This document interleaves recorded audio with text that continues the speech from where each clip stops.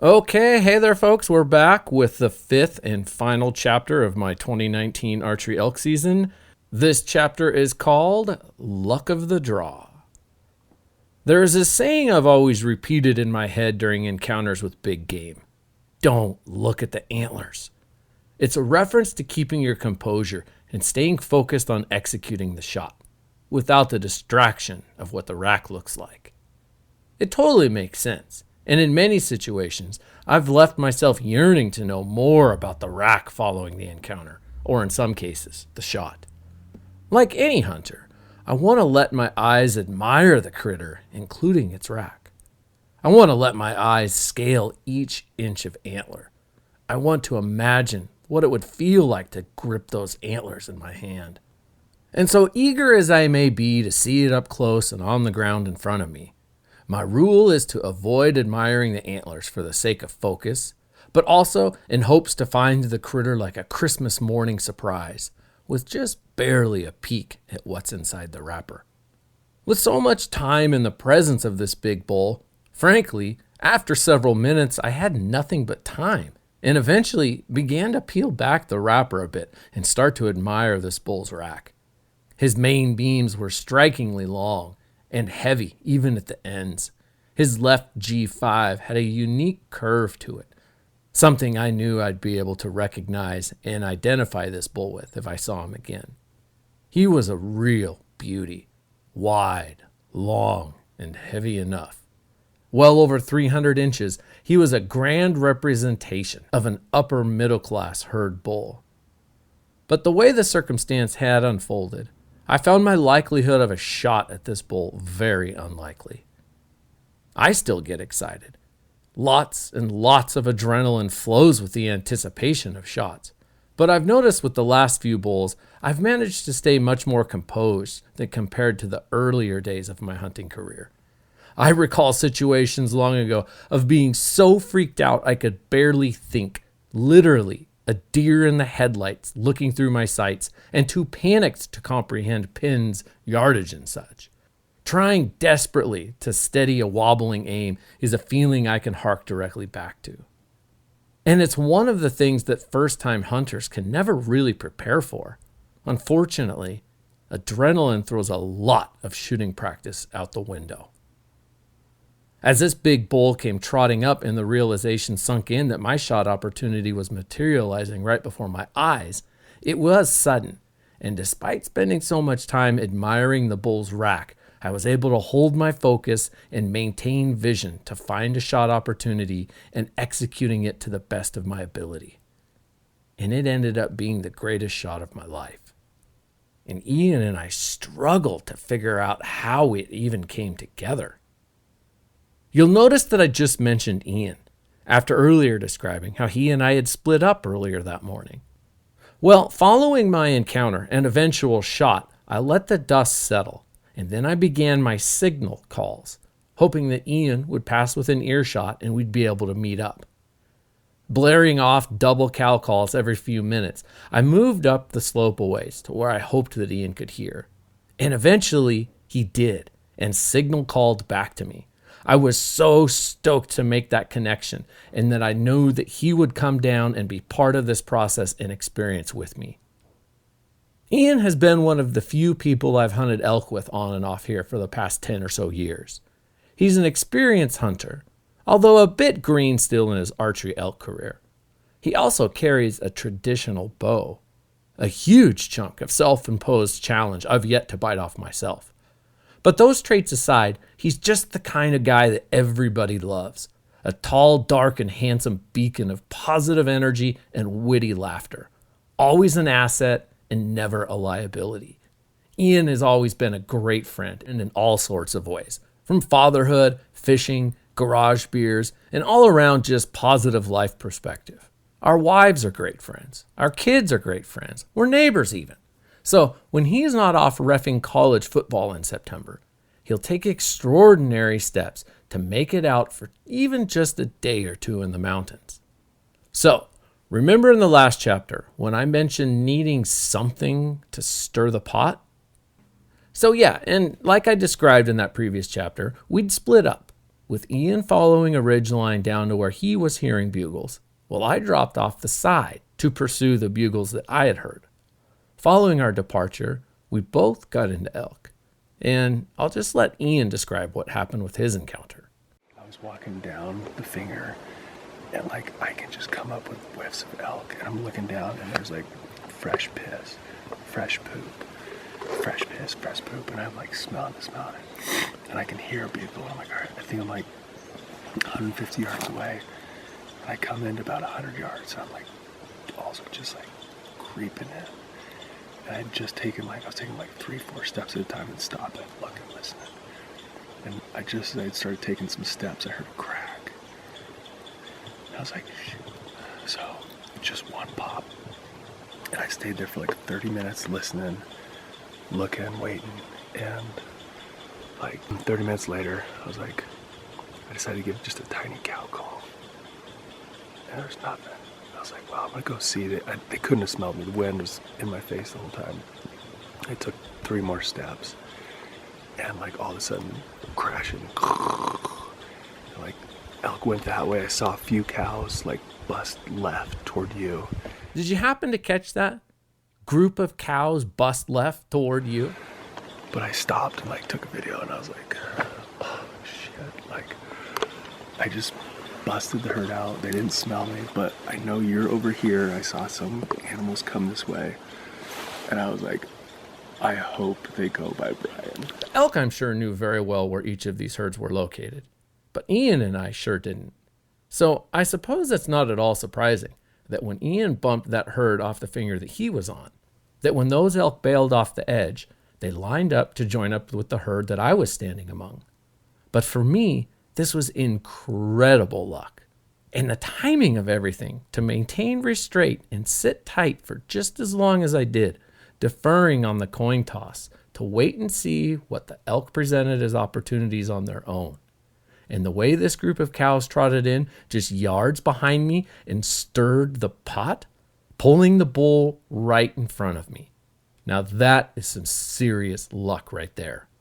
Luck of the incredibly good kind.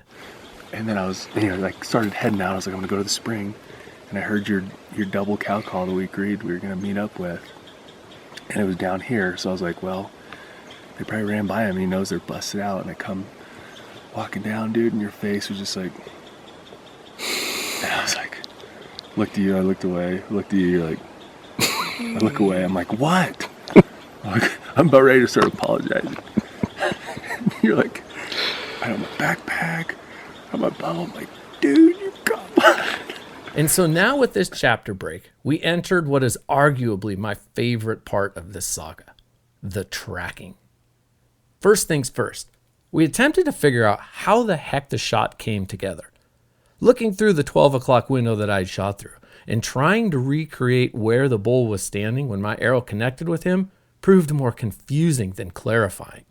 In fact, trying to align a shooting window with the bull's tracks, we never ever even got the puzzle pieces to fit right. At least not without cramming parts together or bending a corner off here or there.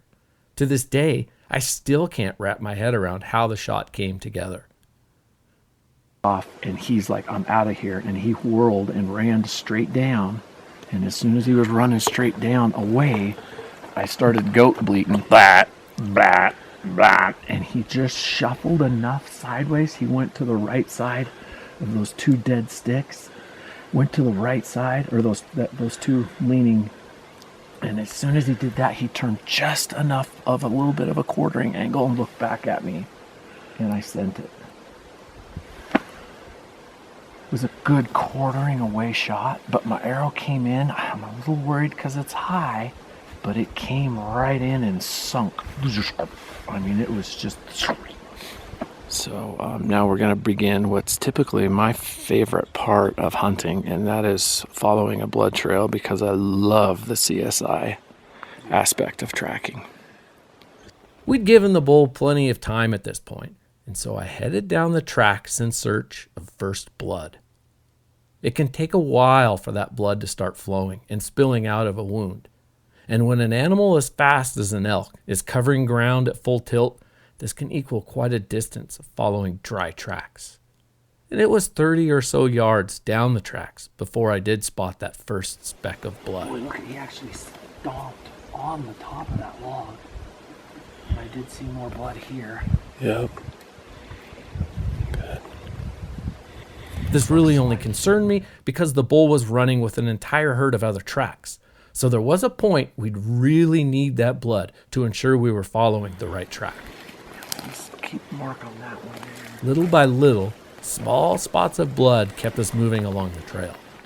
Approaching 50 yards in, I thought it was strange that all the drops we were seeing were coming out the right side of the track.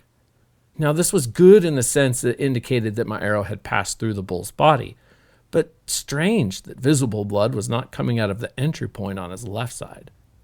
And the volume we were getting out of this right side was very light, prompting my remark here, comparing the scenario to the win probability tracker on my ESPN app during football games. Oh, yeah. Splatters. Boy, it's light.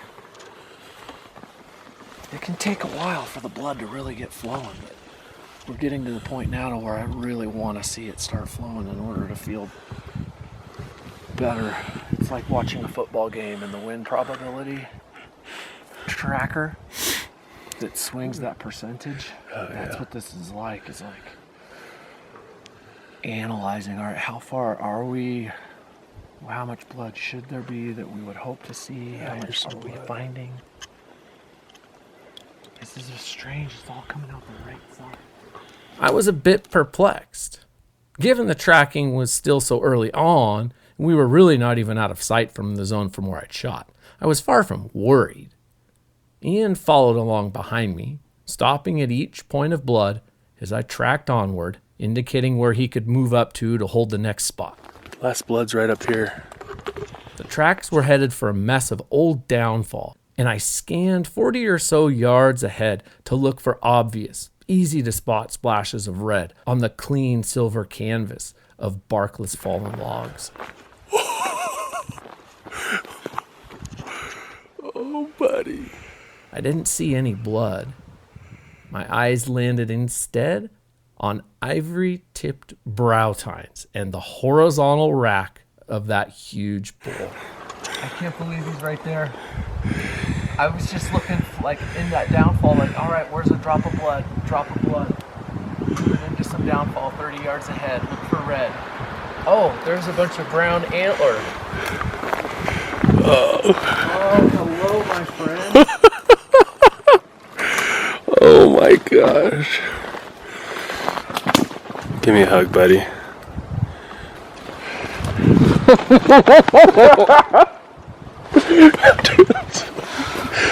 Oh. Great shot, dude. This is not Crown Point. This is not the bull that I shot at and missed second week of the season, but this is another really nice herd bull. I'd officially arrowed another herd bull, and my largest bull to date. And like a number one rule that I've always had is like, don't look at the antlers. But after like the first couple of minutes, when you're just trying to wait for a shot opportunity, then all of a sudden they're just like sitting there. You kind of got nothing else to do except look at the antlers. And I broke my own rule, and I spent a long time with my eyes looking at these antlers and imagining what they felt like as they were swinging around the top of his head, as he was staying hidden in the behind branches where he was so close, but there was no possible way I'd have a shot. And look at that whale tail. How awesome would it be to just, you just want to like bite him there. There's this visceral feeling of holding on to antlers that you've been looking at. It's just like the solidness of the experience that's, I don't know how to describe it. Taking an animal home is a fundamental of success. Of course, it alone is not the only potential for success. It is the bare bones objective of a hunt. For me, punching a tag is simply a bonus. It's a reward. It's not necessarily a statement of any prowess or achievement, because harvesting big game is so dependent on luck. And luck is something that's totally out of our hands. No matter how good or bad we are, or how hard we've trained or practiced, what level of hunter we presume ourselves to be or wish to be perceived as. To me, it's a reward that either good luck made happen or bad luck missed, and I slipped one past the goalie. I say this because I've struggled with monumental, mind-bending streaks of bad luck in the past. And I'm no better hunter today than I was 15 years ago. It's just that I've skated by with 5 years of good luck now. Prior to that, I agonized swallowing 10 consecutive seasons of bad luck and smashing defeats. In the final years before that streak was finally broken, it began to feel like a curse. So disruptive, it made me feel foolish for trying harder and harder each season. It made me feel like success in the field was entirely out of my hands, and the more effort I poured in, the more laughable it was for someone or something. Walking around feeling cursed is not awesome. I can say that firsthand, especially for someone who doesn't even believe in curses. I've heard sayings to the effect that luck is where hard work and preparation cross paths. I certainly agree that the more things a person is doing right, the better the odds are that the desired outcome can happen. But I've seen enough archery elk encounters in my time to know that no matter who you are or what you do, luck always holds the final card. So you better pick up that trash someone else couldn't be bothered to pack out. Smile and shrug when the inattentive driver cuts you off in traffic. And just be stoked for the things in life that catch your attention and remind you of how lucky you are. That's what I'm trying to do. And with 10 for 10 big game tags punched now in a row, I'm thanking my lucky stars every night. I'm Brian Husky. Thanks for listening and coming along. Okay, friends, that's the wraps on the 2019 Archery Elk essay. There will be more coming up as teasers for next summer because we had a lot of memorable encounters that I would really like to share with you, but we're moving on for now. Thanks so much to all of you who are supporting my work with this project. I am diving in and making this the focus of my time these days. It's really just a natural fit for me, and enough people have told me that there's something special about what I'm doing, so I'm pouring my heart into it. Big thanks here to my friends, the Wrinkle Neck Mules, for the great tunes, and we'll talk to you guys later.